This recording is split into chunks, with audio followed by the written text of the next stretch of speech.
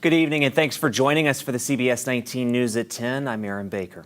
We begin tonight with concerning numbers on the COVID-19 front. Good afternoon, I'm Aaron Baker with breaking news we're following right now. For nearly 50 years, Harvey Hall stood tall in Tyler, and right now the demolition is starting, paving way for a new state-of-the-art convention center. Breaking news this evening, 2 more East Texans have been arrested, charged with crimes related to the Capitol riots in Washington, D.C. Switching gears to legislative priorities you mentioned in your State of the State address, one was a law that protects any entity from shutting down religious activities in our state. Can you elaborate on what you hope to see in that bill if it lands on your desk?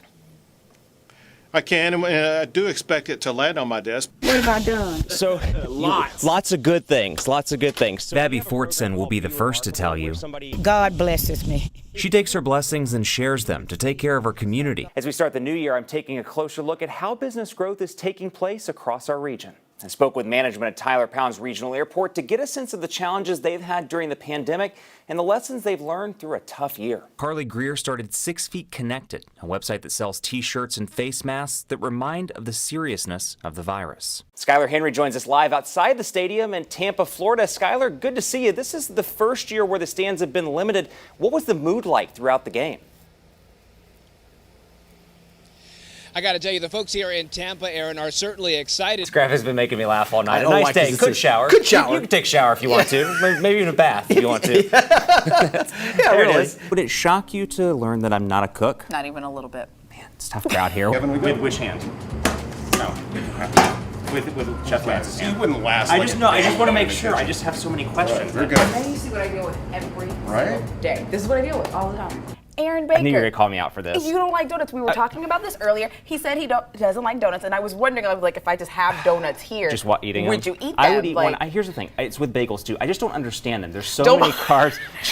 I like donuts. You're coming with me. Just Thanks, taking Joel. them away.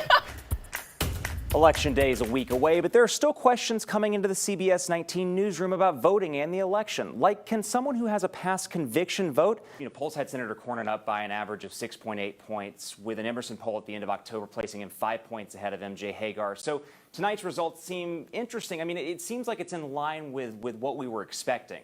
Texas has the highest turnout of any state this year compared to 2016. It's a reminder that what you do, what you think, who you choose matters. Well, tomorrow we may not know who's become the next president of the United States. We may not know next week, but we do know that some people will be ecstatic, others disappointed. So be sure to treat each other with compassion, show each other some grace. Your friends, your neighbors, and relationships, they should last far longer than a presidential term. Be sure to protect each other, be kind to each other, because what unites us is far greater than what divides us. Thank you so much for allowing CBS 19 to be part of your election night. For Channing Curtis, David Lippman, and the rest of our crew, I'm Aaron Baker, and as always, we've got you covered. Good night.